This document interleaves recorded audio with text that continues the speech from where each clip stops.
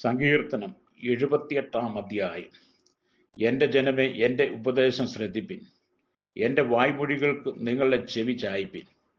ഞാൻ ഉപമ പ്രസ്താവിപ്പാൻ വായി തുറക്കും, പുരാതന കടങ്കഥകളെ ഞാൻ പറയും. നാം അവയെ കേട്ടറിഞ്ഞിരിക്കുന്നു, നമ്മുടെ പിതാക്കന്മാർ നമ്മോട് പറഞ്ഞിരിക്കുന്നു. നാം അവരുടെ മക്കളോട് അവയെ മറച്ചു വെക്കാതെ വരുവാനുള്ള തലമുറയോട് യഹോവയുടെ സ്തുതിയും വരവും അവൻ ചെയ്ത അത്ഭുത പ്രവൃത്തികളും വിവരിച്ചു പറയും. അവൻ യാക്കോബിൽ ഒരു സാക്ഷ്യം സ്ഥാപിച്ചു, ഇസ്രായേലിൽ ഒരു ന്യായപ്രമാണം നിയമിച്ചു. നമ്മുടെ പിതാക്കന്മാരോട് അവയെ തങ്ങളുടെ മക്കളെ അറിയിപ്പാൻ കൽപ്പിച്ചു. വരുവാനുള്ള തലമുറ ജനിപ്പാനിരിക്കുന്ന മക്കൾ തന്നെ അവയെ ഗ്രഹിച്ച് എഴുന്നേറ്റ് തങ്ങളുടെ മക്കളോട് അറിയിക്കുകയും അവർ തങ്ങളുടെ ആശ്രയം ദൈവത്തിൽ വയ്ക്കുകയും ദൈവത്തിൻ്റെ പ്രവൃത്തികളെ മറന്നുകളയാതെ അവൻ്റെ കൽപ്പനകളെ പ്രമാണിച്ച് നടക്കുകയും തങ്ങളുടെ പിതാക്കന്മാരെ പോലെ ശാഠ്യവും മത്സരവുമുള്ള തലമുറയായി ഹൃദയത്തെ സ്ഥിരമാക്കാതെ ദൈവത്തോട് അവിശ്വസ്ത മനസ്സുള്ളൊരു തലമുറയായി തീരാതിരിക്കുകയും ചെയ്യേണ്ടതിന് തന്നെ ആയുധം ധരിച്ച വില്ലാളികളായ എഫ്രയീമർ യുദ്ധ ദിവസത്തിൽ പിന്തിരിഞ്ഞു പോയി.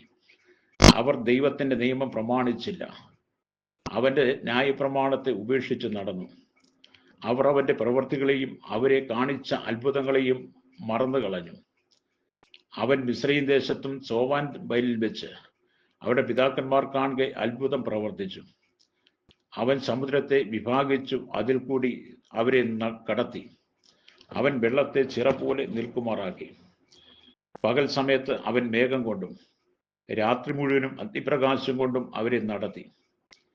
അവൻ മരുഭൂമിയിൽ പാറകളെ പിളർന്നു, ആഴികളാൽ എന്ന പോലെ അവർക്ക് ധാരാളം കുടിപ്പാൻ കൊടുത്തു. പാറയിൽ നിന്ന് അവൻ ഒഴുക്കുകളെ പുറപ്പെടുവിച്ചു, വെള്ളം നദികളെ പോലെ ഒഴുക്കുമാറാക്കി. എങ്കിലും അവർ അവനോട് പാപം ചെയ്തു, അത്യുന്നതരോട് മരുഭൂമിയിൽ വെച്ച് മത്സരിച്ചു കൊണ്ടിരുന്നു. തങ്ങളുടെ കൊതിക്ക് ഭക്ഷണം ചോദിച്ചുകൊണ്ട് അവർ ഹൃദയത്തിൽ ദൈവത്തെ പരീക്ഷിച്ചു. അവർ ദൈവത്തിന് വിരോധമായി സംസാരിച്ചു. മരുഭൂമിയിൽ മേശയൊരുക്കുവാൻ ദൈവത്തിന് കഴിയുമോ? അവൻ പാറയെ അടിച്ചു, വെള്ളം പുറപ്പെട്ടു, തോടുകളും കവിഞ്ഞൊഴുകി. സത്യം, എന്നാൽ അപ്പം കൂടെ തരുവാൻ അവന് കഴിയുമോ? തൻ്റെ ജനത്തിന് അവൻ മാംസം വരുത്തി കൊടുക്കുമോ എന്ന് പറഞ്ഞു. ആകയാൽ യഹോവ അത് കേട്ട് കോപിച്ചു, യാക്കോബിന്റെ നേരെ തീ ജ്വലിച്ചു, ഇസ്രായേലിന്റെ നേരെ കോപവും പൊങ്ങി. അവർ ദൈവത്തിൽ വിശ്വസിക്കുകയും അവന്റെ രക്ഷയിൽ ആശ്രയിക്കുകയും ചെയ്യുകയെങ്കിൽ തന്നെ അവൻ മീതെ മേഘങ്ങളോട് കൽപ്പിച്ചു, ആകാശത്തിന്റെ വാതിലുകളെ തുറന്നു. അവർക്ക് തിന്മാൻ മന്ന വർഷിപ്പിച്ചു, സ്വർഗധാന്യം അവർക്ക് കൊടുത്തു. മനുഷ്യർ ശക്തിമാന്മാരുടെ അപ്പം തിന്നു. അവൻ അവർക്ക് തൃപ്തിയാകുമണ്ണം ആഹാരം അയച്ചു. അവൻ ആകാശത്തിൽ കിഴക്കൻ കാറ്റ് അടിപ്പിച്ചു, തൻ്റെ ശക്തിയാൽ കിഴക്കൻ കാറ്റ് വരുത്തി. അവൻ അവർക്ക് പൊടി പോലെ മാംസത്തെയും കടൽപ്പുറത്തെ മണൽ പോലെ പക്ഷികളെയും വർഷിപ്പിച്ചു. അവരുടെ പാളയത്തിന്റെ നടുവിലും പാർപ്പിടങ്ങളുടെ ചുറ്റിനും അവയെ പൊഴിച്ചു. അങ്ങനെ അവർ തിന്നു തൃപ്തരായി തീർന്നു. അവർ ആഗ്രഹിച്ചത് അവൻ അവർക്ക് കൊടുത്തു. അവരുടെ കൊതിക്ക് മതി വന്നില്ല. ഭക്ഷണം അവരുടെ വായിൽ ഇരിക്കുമ്പോൾ തന്നെ ദൈവത്തിന്റെ കോപം അവരുടെ മേൽ വന്നു. അവരുടെ അതിപുഷ്ടന്മാരിൽ ചിലരെ കൊന്നു, ഇസ്രായേലിലെ യൗവനക്കാരെ സംഹരിച്ചു. ഇതെല്ലാമായിട്ടും അവർ പിന്നെയും പാപം ചെയ്തു, അവന്റെ അത്ഭുത പ്രവൃത്തികളെ വിശ്വസിച്ചതുമില്ല. അതുകൊണ്ട് അവൻ അവരുടെ നാളുകളെ ശ്വാസം പോലെയും അവരുടെ സംവത്സരങ്ങളെ അതിവേഗത്തിലും കഴിയുമാറാക്കി. അവൻ അവരെ കൊല്ലുമ്പോൾ അവർ അവനെ അന്വേഷിക്കും. അവർ തിരിഞ്ഞ് ജാഗ്രതയോടെ ദൈവത്തെ തിരയും. ദൈവം തങ്ങളുടെ പാറയെന്നും അത്യുന്നതനായ ദൈവം തങ്ങളുടെ വീണ്ടെടുപ്പുകാരനെന്നും അവർ ഓർക്കും. എങ്കിലും അവർ വായ് കൊണ്ട് അവനോട് കപടം സംസാരിക്കും, നാവ് കൊണ്ട് അവനോട് ഭോഷ്ക് പറയും. അവരുടെ ഹൃദയം അവങ്കൽ സ്ഥിരമായിരുന്നില്ല, അവന്റെ നിയമത്തോട് അവർ വിശ്വസ്തത കാണിച്ചതുമില്ല. എങ്കിലും അവൻ കരുണയുള്ളവനാകൊണ്ട് അവരെ നശിപ്പിക്കാതെ അവരുടെ അകൃത്യം ക്ഷമിച്ചു. തൻ്റെ ക്രോധത്തെ മുഴുവനും ജ്വലിപ്പിക്കാതെ തൻ്റെ കോപത്തെ പലപ്പോഴും അടക്കിക്കളഞ്ഞു. അവർ ജഡമത്രയെന്നും മടങ്ങി വരാതെ കടന്നു പോകുന്ന കാറ്റ് എന്നും അവർ ഓർത്തു. മരുഭൂമിയിൽ അവർ എത്ര പ്രാവശ്യം അവനോട് മത്സരിച്ചു, ശൂന്യപ്രദേശത്ത് എത്ര പ്രാവശ്യം അവനെ ദുഃഖിപ്പിച്ചു. അവർ പിന്നെയും ദൈവത്തെ പരീക്ഷിച്ചു, ഇസ്രായേലിന്റെ പരിശുദ്ധനെ മുഷിപ്പിച്ചു.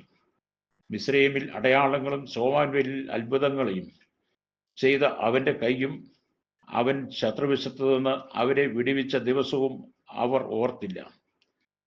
അവൻ അവരുടെ നദികളെയും തോടുകളെയും അവർക്ക് കുടിപ്പാൻ കഴിയാതവണ്ണം രക്തമാക്കി തീർത്തു.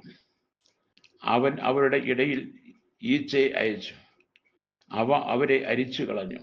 തവളയും അയച്ചു, അവ അവർക്ക് നാശം ചെയ്തു. അവരുടെ വിള അവൻ തുള്ളനും അവരുടെ പ്രയത്നം വെട്ടുക്കിളിക്കും കൊടുത്തു. അവൻ അവരുടെ മുന്തിരി വള്ളിയെ കൽമഴ കൊണ്ടും അവരുടെ കാട്ടത്തി വൃക്ഷങ്ങളെ ആലിപ്പഴം കൊണ്ടും നശിപ്പിച്ചു. അവൻ അവരുടെ കന്നുകാലികളെ കൽമഴയ്ക്കും അവരുടെ ആട്ടിൻകൂട്ടങ്ങളെ ഇടിത്തീക്കും ഏൽപ്പിച്ചു. അവൻ അവരുടെ ഇടയിൽ തൻ്റെ കോപാഗ്നിയും ക്രോധവും രോക്ഷവും കഷ്ടവും അയച്ചു. അനർത്ഥ ദൂതന്മാരുടെ ഒരു ഗണത്തെ തന്നെ. അവൻ തൻ്റെ കോപത്തിന് ഒരു പാതയൊരുക്കി. അവരുടെ പ്രാണനെ മരണത്തിൽ നിന്ന് വിടുവിക്കാതെ അവരുടെ ജീവനെ പേമാരിക്ക് ഏൽപ്പിച്ചു കളഞ്ഞു. അവൻ മിസ്രയീമിലെ എല്ലാ കടിഞ്ഞൂലിനെയും കാകൂടാരങ്ങളുള്ളവരുടെ വീര്യത്തിന്റെ പ്രതഫലത്തെയും സംഹരിച്ചു. എന്നാൽ തൻ്റെ ജനത്തെ അവൻ ആടുകളെപ്പോലെ പുറപ്പെടുവിച്ചു. മരുഭൂമിയിൽ ആട്ടിൻകൂട്ടത്തെ പോലെ അവരെ നടത്തി.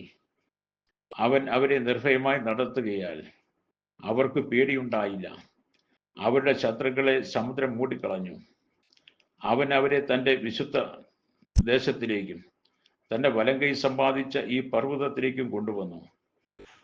അവരുടെ മുമ്പിൽ നിന്ന് അവൻ ജാതികളെ നീക്കിക്കളഞ്ഞു. ചരടുകൊണ്ട് അളന്ന് അവർക്ക് അവകാശമായി പകുത്തു കൊടുത്തു. ഇസ്രായേലിന്റെ ഗോത്രങ്ങളെ അവരുടെ കൂടാരങ്ങളിൽ പാർപ്പിച്ചു. എങ്കിലും അവർ അത്യുന്നതനായ ദൈവത്തെ പരീക്ഷിച്ചു, മത്സരിച്ചു. അവന്റെ സാക്ഷ്യങ്ങളെ പ്രമാണിച്ചതുമില്ല. അവർ തങ്ങളുടെ പിതാക്കന്മാരെ പോലെ പിന്തിരിഞ്ഞു, ദ്രോഹം ചെയ്തു. വഞ്ചനയുള്ള ബില്ലുപോലെ അവർ മാറിക്കളഞ്ഞു. അവർ തങ്ങളുടെ പൂജാഗിരികളെ കൊണ്ട് അവനെ കോപിപ്പിച്ചു. വിഗ്രഹങ്ങളെ കൊണ്ട് അവന് തീഷ്ണത ജനിപ്പിച്ചു. ദൈവം കേട്ടു ക്രുദ്ധിച്ചു, ഇസ്രായേലിനെ ഏറ്റവും വെറുത്തു. ആകയാൽ അവൻ ശീലോവിലെ തിരുവാസവും താൻ മനുഷ്യരുടെ ഇടയിൽ അടിച്ചിരുന്ന കൂടാരവും ഉപേക്ഷിച്ചു. തൻ്റെ ബലത്തെ പ്രവാസത്തിലും തൻ്റെ മഹത്വത്തെ ശത്രുവിൻ്റെ കീഴിലും ഏൽപ്പിച്ചു കൊടുത്തു. അവൻ തൻ്റെ അവകാശത്തോട് കോപിച്ചു. തൻ്റെ ജനത്തെ വാളിനെ ഏൽപ്പിച്ചു വിട്ടുകൊടുത്തു. അവരുടെ യൗവനക്കാർ തീക്ക് ഇരയായി തീർന്നു. അവരുടെ കനികമാർക്ക് വിവാഹിതം ഉണ്ടായതുമില്ല. അവരുടെ പുരോഹിതന്മാർ വാൾ കൊണ്ട് വീണു. അവരുടെ വിധവമാർ വിലാപം കഴിച്ചതുമില്ല. അപ്പോൾ കർത്താവ് ഉറക്കമുണർന്നു വരുന്നവനെ പോലെയും വീഞ്ഞു കുടിച്ച് അട്ടഹസിക്കുന്ന വീരനെ പോലെയും ഉണർന്നു. അവൻ തൻ്റെ ശത്രുക്കളെ പുറകോട്ട് അടിച്ചു കളഞ്ഞു. അവർക്ക് നിത്യനിന്ദ വരുത്തുകയും ചെയ്തു. എന്നാൽ അവൻ യോസേഫിന്റെ കൂടാരത്തെ ത്യജിച്ച് എഫ്രയീം ഗോത്രത്തെ തിരഞ്ഞെടുത്തുമില്ല. അവൻ യഹൂദ ഗോത്രത്തെയും താൻ പ്രിയപ്പെട്ട സിയോൻ പർവ്വതത്തെയും തിരഞ്ഞെടുത്തു. താൻ സദാകാലത്തേക്ക് സ്ഥാപിച്ചിരുന്ന ഭൂമിയെപ്പോലെയും സ്വർഗോന്നതികളെപ്പോലെയും അവൻ തൻ്റെ വിശുദ്ധ മന്ദിരത്തെ പണിതു. അവൻ തൻ്റെ ദാസനായ ദാവീദിനെ തിരഞ്ഞെടുത്തു. ആട്ടിൻതൊഴുത്തുകളിൽ നിന്ന് അവനെ വരുത്തി. തൻ്റെ ജനമായി യാക്കോബിനെയും തൻ്റെ അവകാശമായി ഇസ്രായേലിനെയും മേയിക്കേണ്ടതിന് അവൻ അവനെ തള്ളയാടുകളെ നോക്കുന്ന വേലയിൽ നിന്ന് കൊണ്ടുവന്നു.